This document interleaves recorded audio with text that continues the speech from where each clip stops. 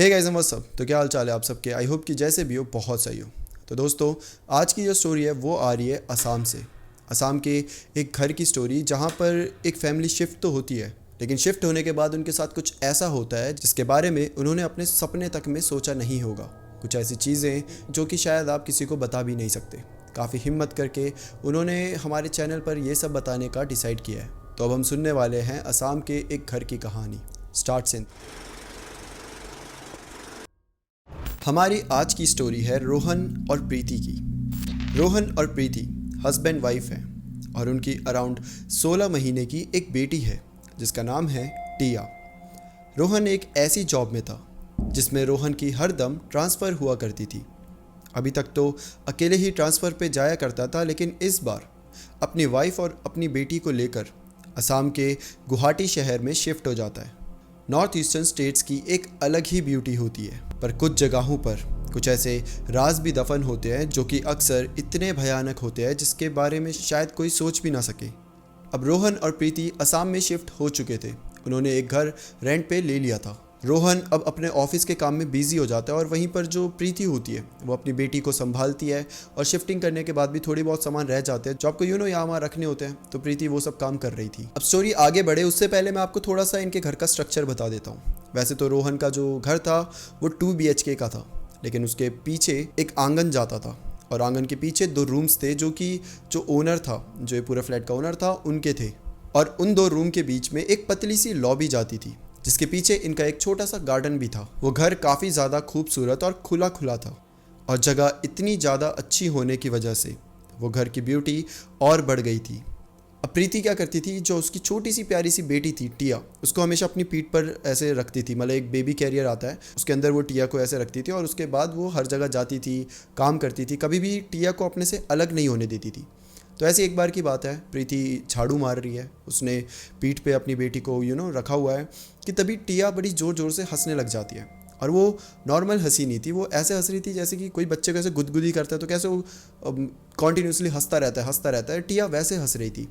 प्रीति को बड़ा अजीब लगा तो टिया को ऐसे आगे अपने आगे रख देती है, ऐसे कि पीछे से पता नहीं उसे कुछ दिख गया होगा तो हंस जा रही है, तो ऐसे गोदी में पकड़ लेती है। लेकिन जैसे ही वो टिया को आगे करती है, टिया बार बार ऐसे पीछे जाने की कोशिश करती है, पीछे साइड, जैसे वो कभी ऐसे बोल रही है, कुछ कुछ बोलने की कोशिश कर रही है, वो ऐसे बार बार रेंग रही है, ऐसे यहाँ से चढ़ चढ़ के इस साइड कुछ ऐसे ऐसे हवा में हाथ मार रही है। तो ये सब प्रीति को बड़ा अजीब लगता है। प्रीति अब उस मूवमेंट पे थोड़ा अनकंफर्टेबल सा फील करती है, तो वो टिया के साथ पीछे लॉन में चले जाती है। वो वहाँ टिया के साथ अब टहल रही थी। तभी एक चीज़ वो नोटिस करती है कि आसपास के लोग उसे बड़ी अजीब तरीके से देख रहे थे। प्रीति को ये भी बड़ा अजीब लगा, बट उसे लगा ठीक है, हम यहाँ नए आए हैं तो शायद लोग जज कर रहे होंगे। लेकिन एक चीज़ बड़ी अजीब हुई। एक छोटी सी बच्ची टिया के पास खेलने के लिए आती है। जैसे वो उसके पास खेलने के लिए आ रही थी, उसकी माँ दौड़ते हुए आती है और उस बच्ची को डांट कर वहाँ से ले जाती है। और प्रीति को ये बड़ा अजीब लगता है कि यार ऐसे रिएक्शन क्यों, मतलब हम भी तो इंसान ही है, नॉर्मल ही है, तो हमारे साथ अगर कोई इंटरेक्ट करने आ रहा है तो उसकी माँ ऐसे क्यों लेकर गई उसे, बड़े धमका कर, उसको बड़ी डांट वांट कर। तो प्रीति को ये बात थोड़ी सी तो अजीब लगती है। अब प्रीति वापस से अंदर चली जाती है और वहाँ पर टीवी देखने लग जाती है।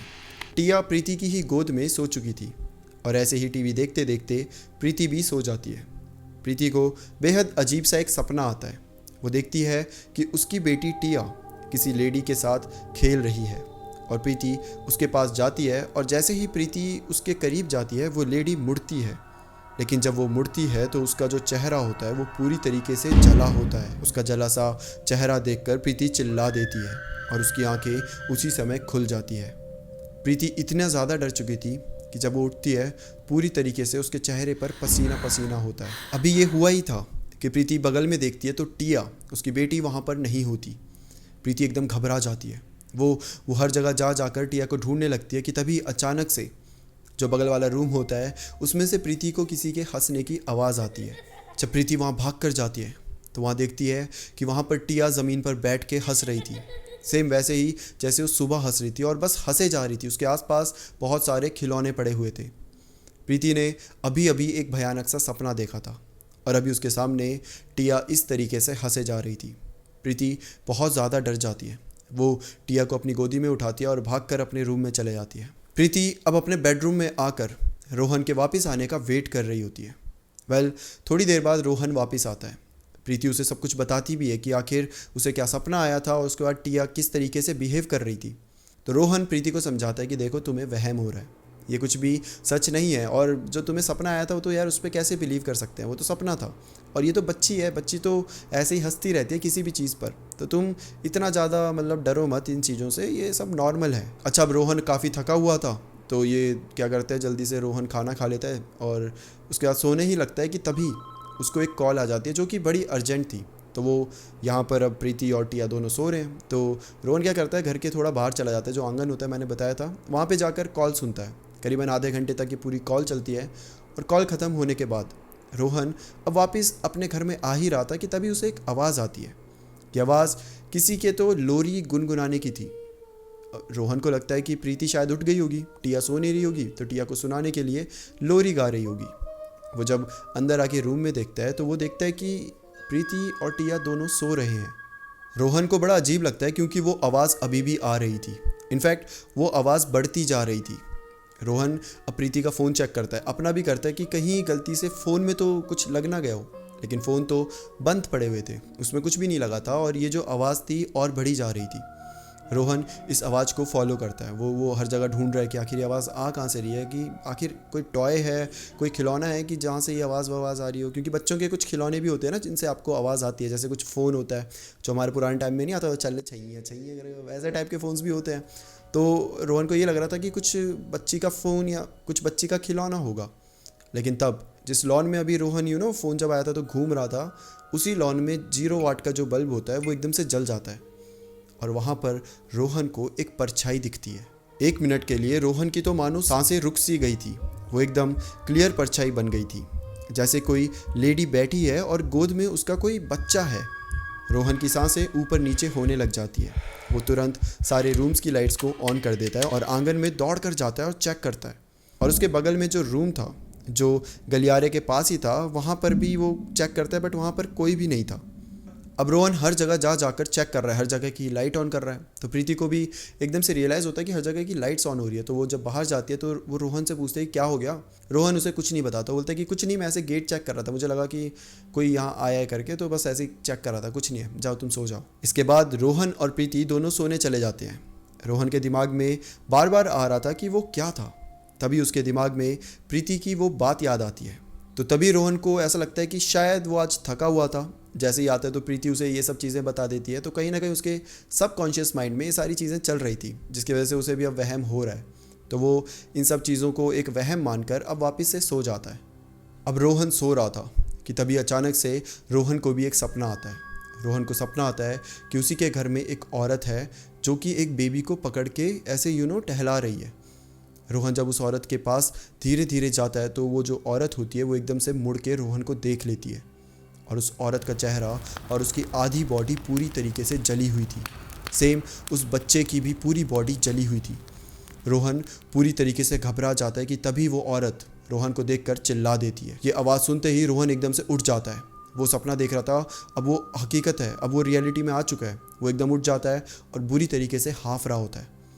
वो बहुत ज़ोर ज़ोर से सांसें लेने की कोशिश कर रहा है कि तभी प्रीति भी उठ जाती है और रोहन से पूछते हैं कि आखिर क्या हुआ। प्रीति अभी ये सब पूछ ही रही थी कि रोहन को तभी ऐसा फील होता है जैसे कि उसके गेट के पीछे कोई खड़ा है। वो तुरंत उठकर जाकर देखता है पर वहाँ पर कोई भी नहीं होता। तभी उसकी नज़र वापस से आंगन में जाती है और इस बार उसे वो परछाई वापस से दिखती है। आंगन में जो परछाई थी वो और कोई नहीं बल्कि जो उसे सपना आ रहा था सेम वैसी दिख रही थी, इतनी क्लियर। परछाई ने क्लियरली एक बच्चे को पकड़ा हुआ था। रोहन अपने रूम से ही आंगन की तरफ देख रहा है और ऐसा लग रहा है कि वो परछाई भी रोहन को देख रही है। रोहन जब उस बच्चे को थोड़ा ध्यान से देखता है तो ऐसा लगता है कि वो और कोई नहीं बल्कि टिया ही है। रोहन डर के मारे एकदम से अपनी साइड में देखता है कि टिया कहीं कहीं सही में वहाँ तो नहीं है, बट टिया रोहन के बगल में सो रही थी। रोहन प्रीति को कुछ भी नहीं बता रहा था क्योंकि उसे पता था कि अगर मैं प्रीति को कुछ भी बताऊंगा तो वो और ज़्यादा डर जाएगी। लेकिन रोहन को यहाँ ये चीज़ क्लियर हो चुकी थी कि वो कुछ भी हेलुसिनेट नहीं कर रहा, जो भी उसके साथ हो रहा है वो कहीं ना कहीं सच है। रोहन अब पूरी रात सोता नहीं है, बस सोच में पड़ा हुआ था। नेक्स्ट मॉर्निंग होती है और आंख कब लग जाती है उसे पता ही नहीं चलता। प्रीति उसे ऑफिस के लिए उठाने आती है। रोहन नींद में जैसे हल्की सी आंख खोलता है, उसके सामने वही लेडी का जला हुआ फेस दिखता है। अब रोहन ऐसे सोया हुआ है कि प्रीति उसे उठाने के लिए आती है कि चलो भाई उठ जाओ, आज ऑफिस नहीं जाना क्या।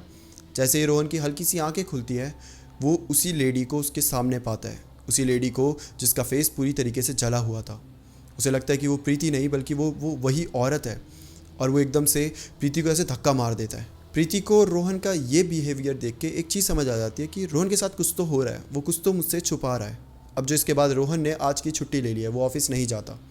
अब ये दोनों आराम से अपना काम कर रहे होते हैं कि अचानक से इन्हें टिया के रोने की आवाज़ आती है।